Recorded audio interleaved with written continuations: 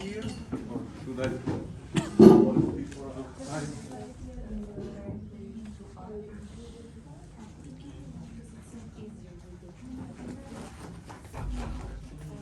So I hope now you have at least an intuitive idea of how internal index work. Of course, this is a general approach. Each system has its fine-tune these ideas, optimization of these ideas, and then, but basically the concepts are the same.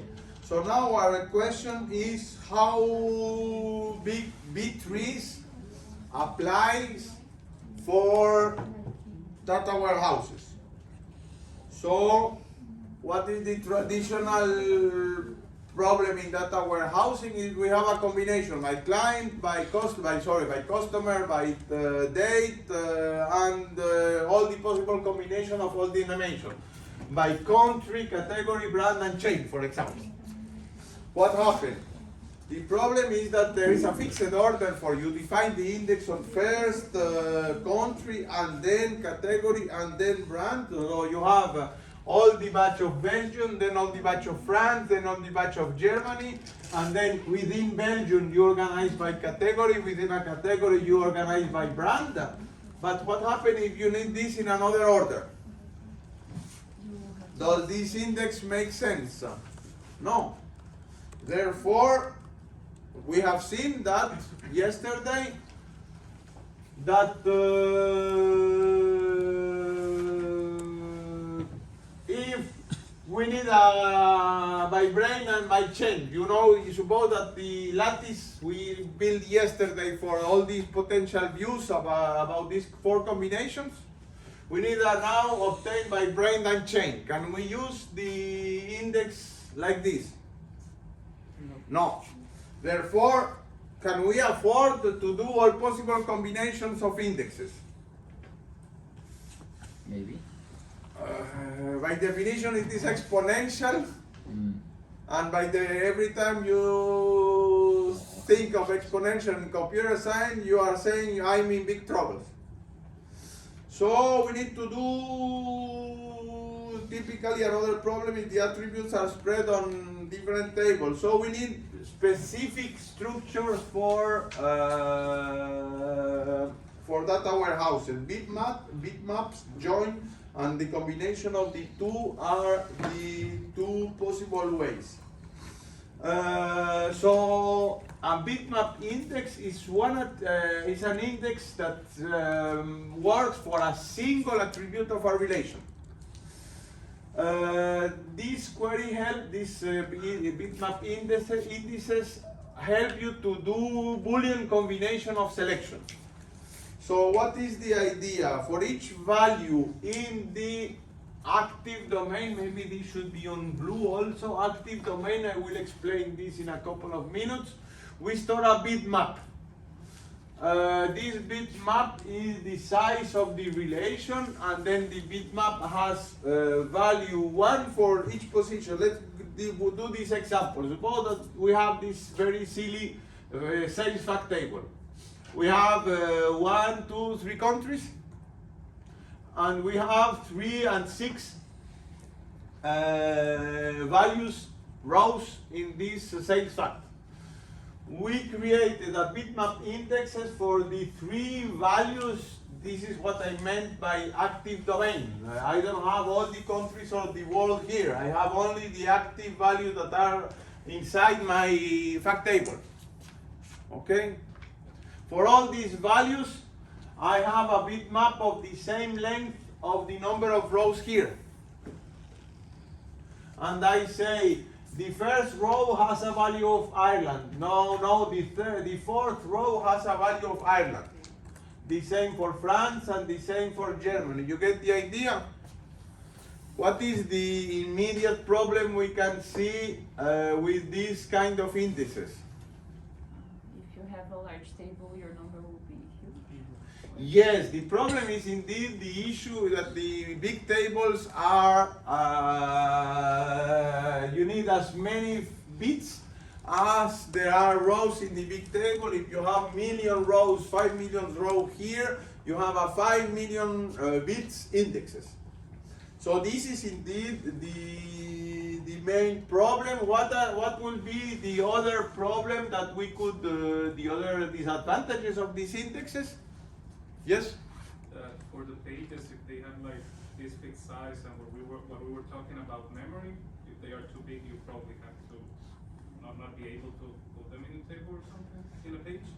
Yes, but one question. Since we have 5 million bits, is there a possible way to store the same information in less bits? Sparse index.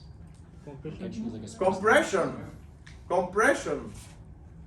And compression, we will see this example before going that wrong length encoding. Suppose that you have this very long, instead of doing this as Alejandro explained yesterday, we say 4 times 1, 3 times 0, 4 times 1, and of course it is just a conceptual encoding on that. The actual encoding is more compact, but you get the idea. This happens in MPEG and all this kind of compression for images and video. This is the delta indexes. Somehow you only keep the difference between the previous value. And the compression for video images, when you have a very fine image, especially in movies, you don't store each image. You start the image of the first image of the scene, and the next image are only little deltas between the full bitmap of the first of the start of the scene with respect to the previous one, and then you can accumulate you get the idea for image compression.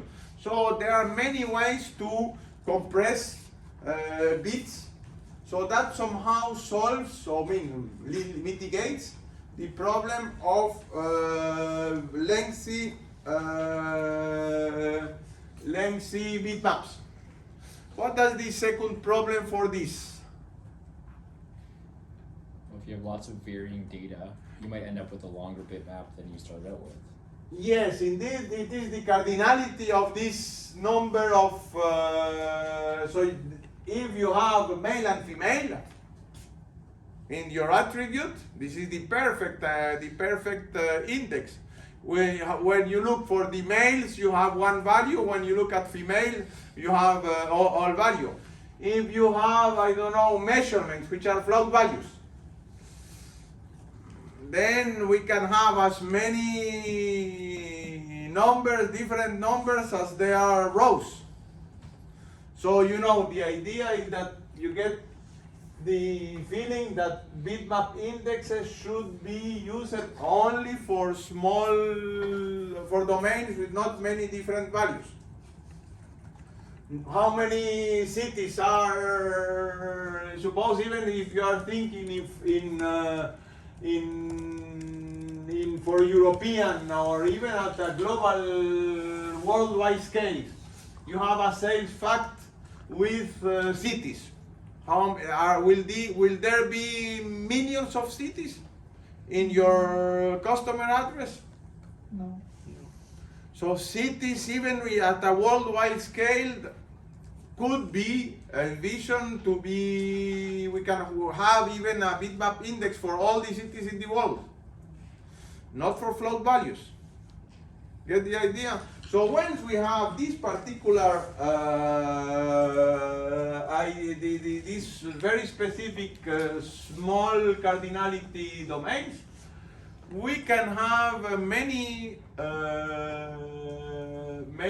bitmaps for several bitmaps for multiple attributes. We can have an index for country like this, an index for products like this. So TV, it appears in 1 second, and the penultimate value. Okay.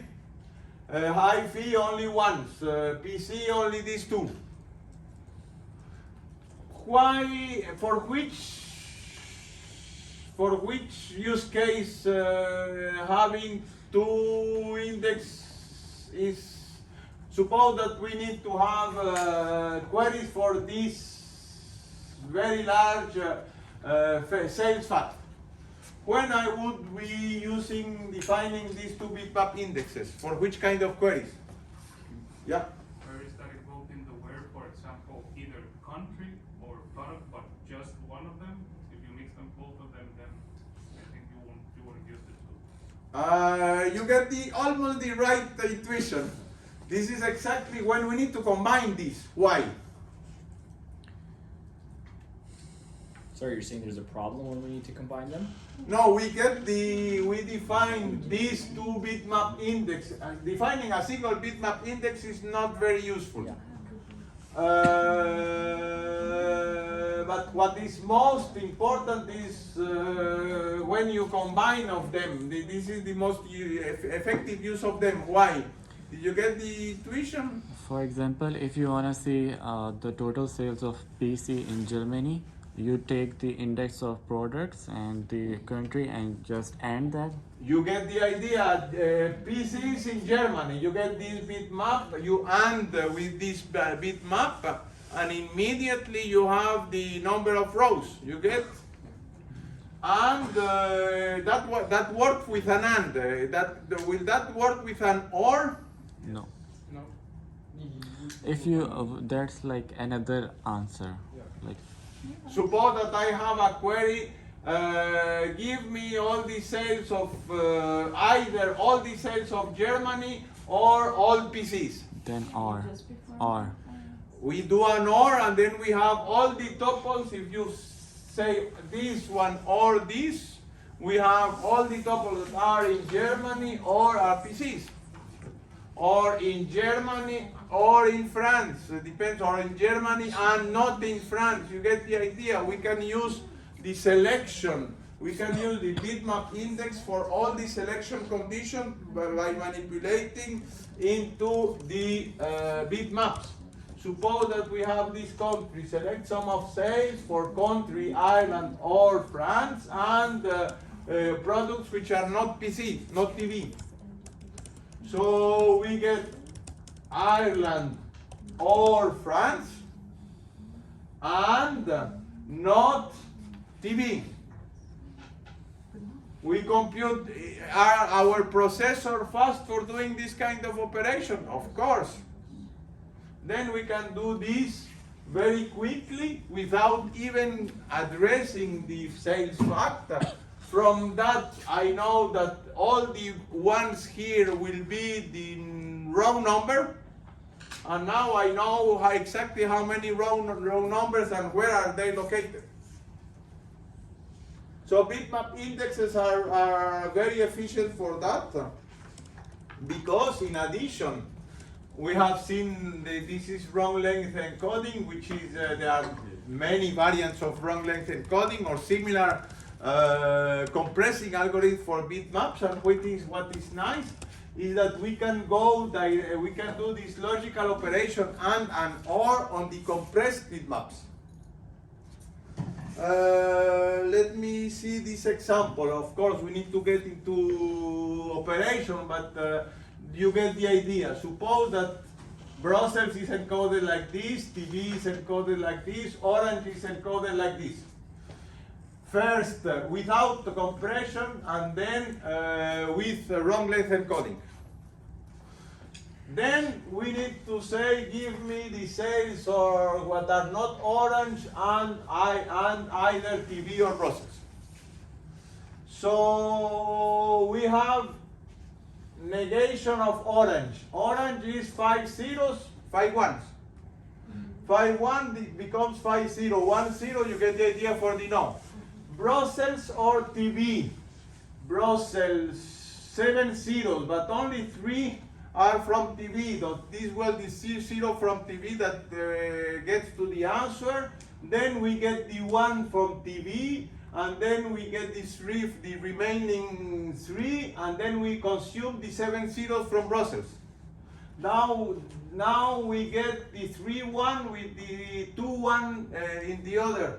So you get the idea. There are all the operations can be defined on the wrong length encoding.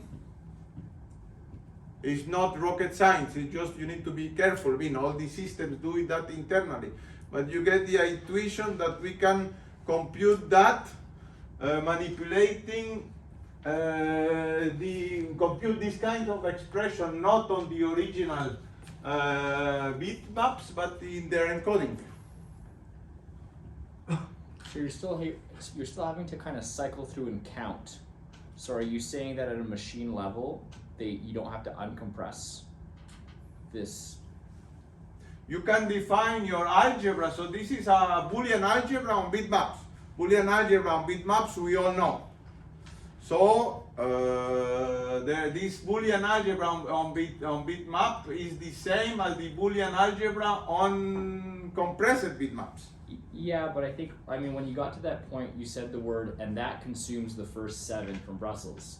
That makes sense to me as a human, but the computer has to have some sort of a count, right? I guess you're not, okay, so in that sense, you're not uncompressing things, but there's still a little overhead. There's still a little bit of overhead where it's counting things or it's keeping track of something. Yeah, of course. Okay. A little overhead, and of course, you should measure and benchmark how much do you gain, but in general, you can, the operation, since you need to store already the bitmaps in compressed form, otherwise you cannot store all of them on memory because you have 5 million bits. And doing 5 million bits operations of 5 million bits is definitely much more expensive than doing a little bit more complex of operations on wrong length encoding bitmaps. So the idea, even we will have exercises I printed, but we will do that. How the last one is calculated? Sorry? The last one? The last one. So did you get the idea for this one? So now let's see. Not orange is this, and Brussels or TVA is like this. So we are doing an AND. The AND, for the AND we need to look at the zeros because these are the ones absorbing. For the OR you need to look at the ones because these are the ones that are absorbing. So we are doing an AND, so 3 zeros get there. Then you have a 1 and 1 here, so this is the 1, so it remains 1 here that is combined with the, so this is absorbed by this, so we are here. You get the idea. We need to advance the 2 in parallel and see where are we, and the zeros get priority over the ones. You will have exercise a little bit about this in the lab session. So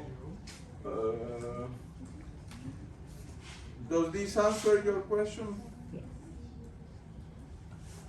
How do we do that? Typically, we also use bit3, but instead of sorting the put the pointer of the address, we can store the bit3.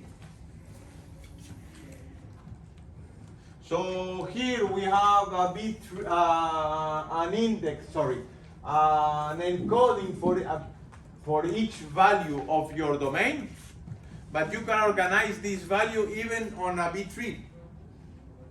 So you don't need to look for all the bit3s in order to understand what will be the bitmap for Romania. You can also organize these bitmaps in a bit3. You get this idea? We are combining at the same time sooner or later you need to know what is the value of Romania.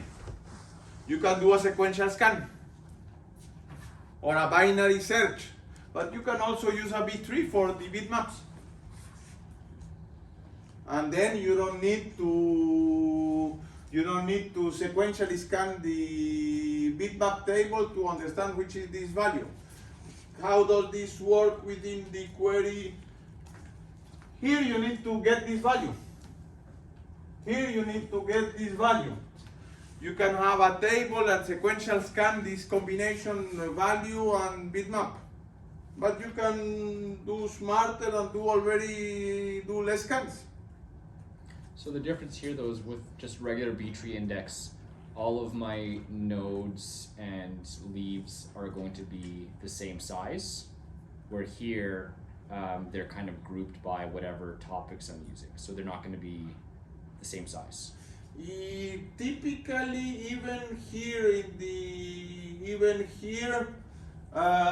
they are not necessarily.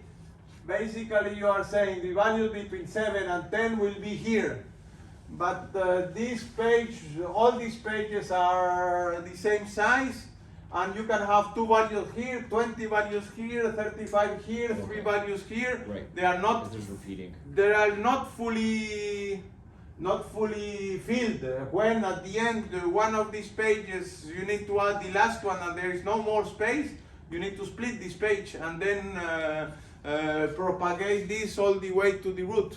Yeah. So in any case, these are variable size, but they are not necessarily filled to the end, and this is the same idea for all the index levels.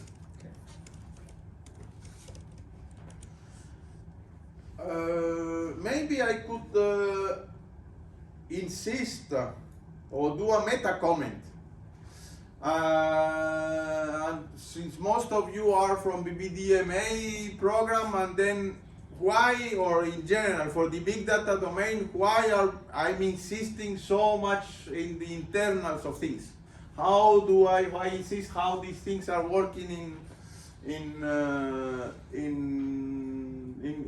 real systems? I'm going to the nitty-gritty details. Why? I'm so boring in all these kind of details. Because I think the size at which the data is that we're working at, these things matter. If you're dealing with some small data science project with just one company dealing with some department, it doesn't matter, like my PC can handle it. But with big data, you're dealing with multiple servers, multiple nodes like you showed. It's just, it becomes every millisecond, nanosecond of time propagates through the millions and trillions and Googles of time. So the idea is here we are doing Formula 1. Big data means Formula 1. If you are doing simple, I don't know, weekend travel for yourself, if you spend half an hour, you know, because you didn't plan enough your fuel, you spend half an hour waiting for someone that helps you to bring, this is not a big problem. But if you are doing Formula 1, every single aspect matters. So if you are trying to become a big data specialist or working on data science, you cannot, you need to really go into deep details, because you need to optimize every single, how do we say, element of your chain. If one element of your chain is failing, all the chain is failing. So you need to be aware of all these nitty-gritty details. So we are here, index. We have variants that takes into account ranges. Bitmaps were okay for individual values. Suppose that we are interested in salary ranges. How many values of salaries we could have in our company? An arbitrary number of values. But are we, when we are doing data warehousing, do we need to have the how many employees have 38,235 euros? No, we are mostly interested in ranges, and therefore ranges can be also converted to bitmaps. So there are two possible ways. Of course, the ranges can be exclusive or inclusive. And for example, in the exclusive case, you can say from minus 10 not included until minus 5, from minus 5 not included to 0 included, etc. So you will have each of these values a range, and then when you discretize, you can immediately have a bitmap for this range. Depending on how is your pattern, you can even have advantage of using this kind of non-exclusive discretization of ranges from 0 to 5 or from 5 to 10. When you use this kind of queries, you can immediately understand that you have this value appearing in that number of ranges or in a single range, and then you can do the bitmaps on those ranges. Otherwise, you can have overlapping bitmaps for these kind of expressions, and therefore, depending on your application requirements, whether you query this very often, probably this would be a better bitmap because they are inclusive. So there are two variants for doing the discretization of intervals. Both have advantages and disadvantages depending on application requirements. Another variant of bitmap is what is called bit slice index. Bit slice index will encode a value like this into a value. For each city you assign a number, and this number you can, since you know how many cities you have in your database, this number has a fixed value for all of them, and then you have a bitmap for each of the bits of this encoding. And when you are asking for Antwerpen and Brussels, you can have Antwerpen. Sorry, I don't remember which one was Antwerpen. Antwerpen is first one First one, and Brussels is second one. Brussels is second one. So you will have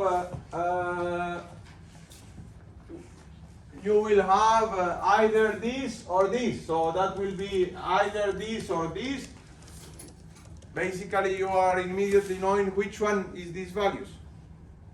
This can also be applied even for the range indexes.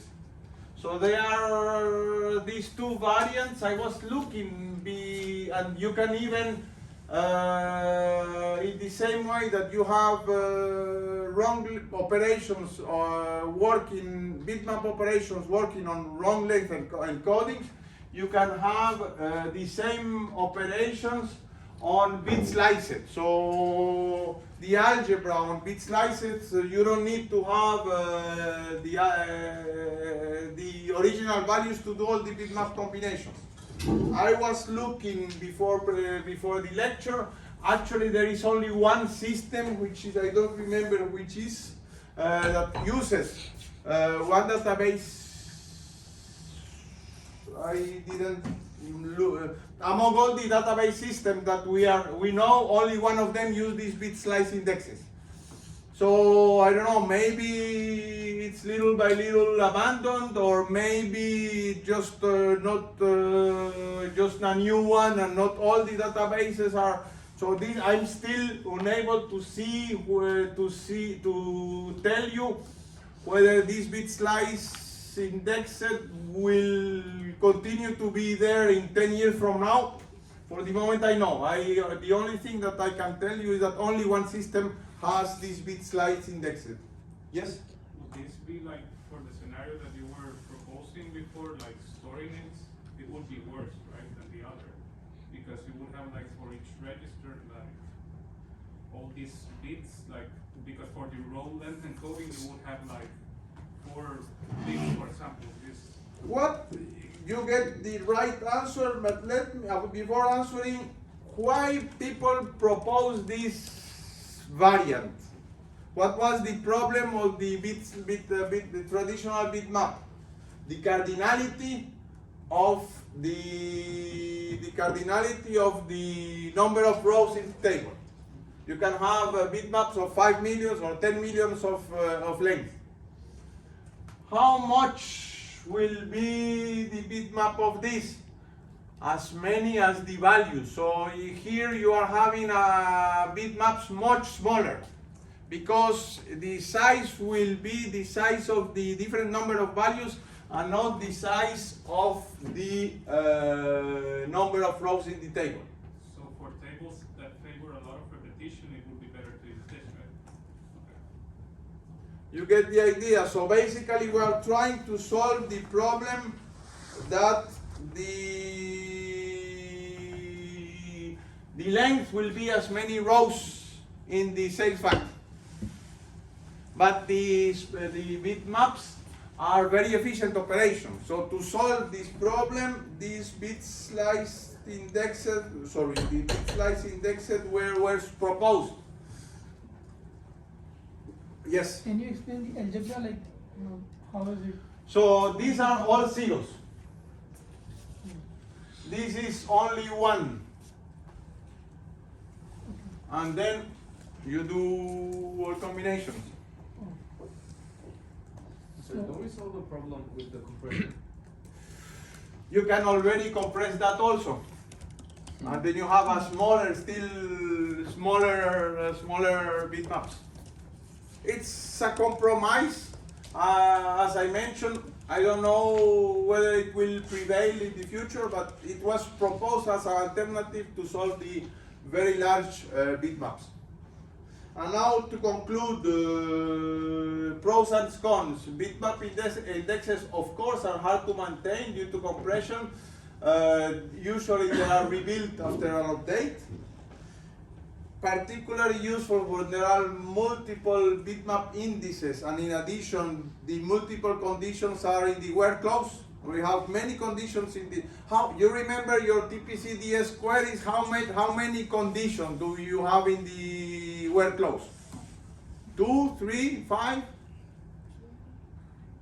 But you get the idea. The more conditions you get in this where clause, the more efficient if you define an index on those conditions. As I mentioned, for low cardinality attributes. Otherwise, you need to discretize into ranges or something. Not all systems, and this I still verified yesterday for SQL Server, the last version 2019 does not yet have bitmap indices. Nevertheless, the Azure version, it has bitmap indexes. So the on-premises you have does not have it, but Azure have it. But look at this. How does SQL Server mitigates that? You have an index of 2 attributes. You have a row IDs, list of row IDs, and this list, if you have, give me the client that live in Brussels and in Antwerpen, you have the list of rows, and then you intersect, or you get the union or the difference, you manipulate this set of values. You can do the same like this. Each of these rows, you convert the final thing here into a bitmap, and then you apply bitmap arithmetics to those things. This is the SQL Server way to use bitmap index, not as fully, but partially. You get the idea? Yes, that will be for today. We will do a little bit exercises. The first part of the next session will be about this, and then we see the join index after that. So again, I will send by email. You will have lecture for the lab session for the database system architecture this Thursday from 4 to 6, and we will see how we catch up the lab for the SQL graph databases. Did Mahmoud say that we're not having the 10 a.m. class? class and he's postponing to 4? As far as I understood, some of you have French class from 10 to 12. This is why it was moved. So have a nice week. Your